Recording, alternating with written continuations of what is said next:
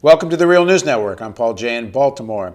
There's a debate taking place in certain sections of the progressive public opinion on the left about whether or not to vote in swing states for President Obama or not. And the argument goes like this. There's not really enough difference between President Obama and candidate Romney to make such a choice. And it's more important to develop third parties like the Green Party. Well, today, RootsAction, which is a grassroots organizing committee, sent out an email asking all its members and supporters to do exactly that. Vote Green or another third party in all the non-swing states, but in swing states to vote for President Obama. Now joining us to debate this issue is, first of all, from the Green Party, Cheri Honkala. She's the vice presidential candidate for the Green Party. She's also the national coordinator of the Poor People's Economic Human Rights Campaign, and she joins us from Philadelphia. Thanks very much for joining us, Cheri. I'm happy to be here today. And joining us today, he's in Detroit, is Jeff Cohen. Jeff is the author of Cable News Confidential. He co-founded the online activism group RootsAction.org. He's also founded the media watch group FAIR. Thanks for joining us, Jeff. Great to be with you.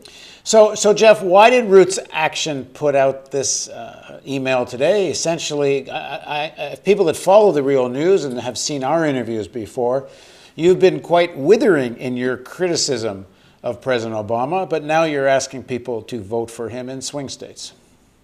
Yeah, I.org every week is criticizing one or another Obama policy. We worked with Daniel Ellsberg, the legendary peace activist, and we developed this proposal for split state strategic voting. That if you're in one of the many safe states, non-swing states, there's about 38 of them, vote for a genuine peace and justice candidate, whether it's the Green Party of Jill and Cheri or whether it's Rocky Anderson, the Justice Party. Express your opposition to Obama policies.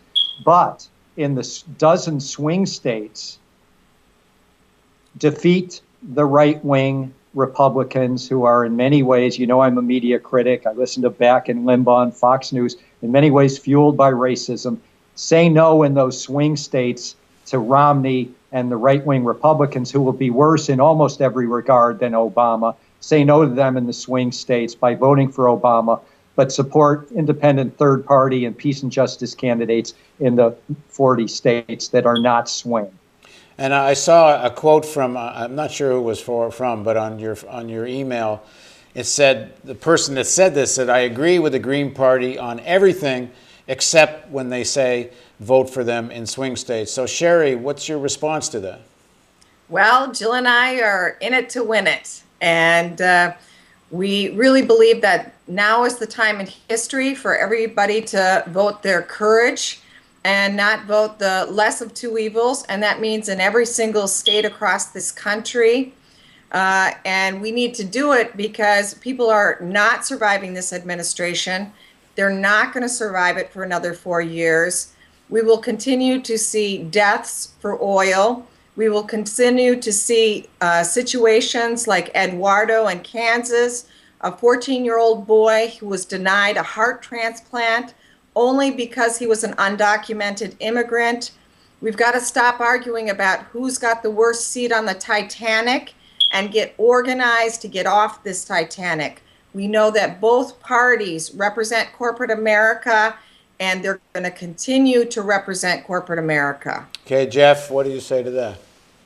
Well, again, this idea of strategic voting takes advantage of our archaic 18th century voting system where presidential elections are not a national election, it's 50 states. It's a silly system.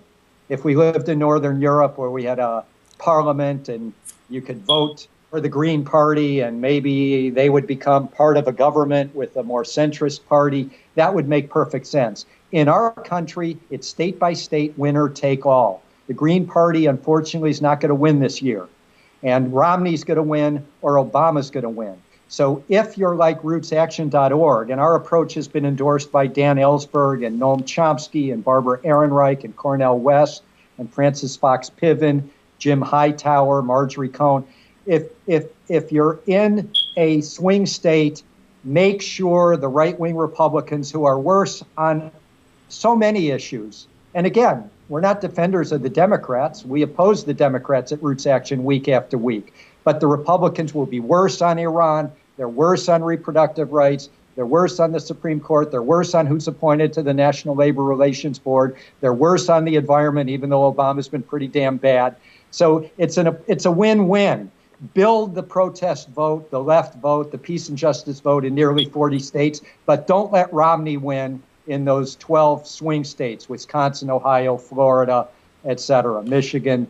Right. Don't let it happen. Don't let the right wing come back in. So, Cheri, do you disagree with Jeff that the Republicans are worse? The Republicans are terrible. I don't know if I can necessarily say that they're worse. Speaking as a woman in this country and a poor woman, Native American women have never had access to abortion. Poor women have never had really access to abortion in this country since the Hyde Amendment in 1976. They can't get federally funded abortions. And when we normally talk about abortion, it's just for middle-class white women in this country and doesn't include the rest of poor and working-class women across this country. And in terms of Noam Chomsky is also an endorser of Jill and I. So is Shimako Noble. But hang on. But hasn't Chomsky said he'll vote for you because he doesn't live in a swing state? But I think he said in swing states, hold your nose. I mean, he has said in an interview I did with him, there's nothing wrong with voting for a lesser evil. You're probably correct. I wasn't aware of that. But people like Rosa Clemente and Shimako Noble, Medea Benjamin, these are all folks, Sister Margaret McKenna, all of these folks have been out there helping to build this movement, helping to build this struggle in this country. We too need to come to a point where we understand that there has to be a beginning. And we really think that the beginning is now, and that we've got to cut with the abusive party of the Democrats, that once they throw us down the stairs once, twice, 3 times, it's okay for us to leave our abusers. So, Jeff, what do you make of this argument, which I think you could extend a bit to say that the Democrats simply don't really ever have to worry about quote-unquote pressure from the left because the left always thinks the right is the Republicans are the more dangerous option. And when President Obama does win, and we saw that in the last 4 years, he couldn't care less at the healthcare debate. The single-payer person wasn't even invited to the table. That if you don't send this kind of message that actually you could lose, there's no such thing as pressuring the Democratic Party from the left. Well, remember, the Democrats did lose in 2000, or they had the election stolen from them. And it didn't exactly make the Democratic Party more left. I would argue they were more abject, corporatist, and militarist in 2001, 2002, and 2003. The reality is, I think, that most people see correctly that the Republican Party is more dangerous, they're more racist, they're more militaristic, and in no way does that excuse the Democrats. At rootsaction.org and the people that are endorsing the voting strategy that I'm putting forward have resisted the Obama regime week after week. I'm talking about Noam Chomsky and Daniel Ellsberg and Cornel West and Barbara Ehrenreich, et cetera. So Francis Fox Pittman. So this is, again, it's a win-win. If you can build a big left, if we could get 1 million or 2 million people, and maybe in 4 years from now, 5 million, who would vote against the Democrats by registering their support for pure peace and justice parties in the places that doesn't help the far right-wing Republicans, that's a good thing. But doing anything that would help Romney Ryan get into office this November, I think is a very dangerous thing. And that's why we think this is strategic voting. Voting... So let me ask Cheri. Cheri, what do you make of this contention? I mean, it's not just a contention. I know you're running to win, but if one looks at the polls, unless the polls are wildly wrong, and I don't think they're likely to be so wildly wrong, you're not going to win. And in which case, what's wrong with this strategy Jeff's proposing? Well, for us, there's a lot at stake. If we get even 5%, if we get 5% of the vote, then the Green Party gets $20 million. And for us, that's like winning the lottery in the next election. The other thing is that there's many people in this country that are not against surviving this administration. There's going to be more people that are going to die again this year, whether it's in the military or whether it's people that are being denied access to health care. The day of reckoning is going to begin the day after the election, and people are going to see that the Democrats are not going to be, they're going to continue to deny people the basic necessities of life in this country. I've been organizing low-income people across this country for 25 years, and we've got to stop half-stepping, and we've got to begin to vote with courage and totally break with the Democrats once and for all. Okay, well, thank you very much, both of you, for joining us. Thank you. Thank you. And thank you for joining us on the Real News Network.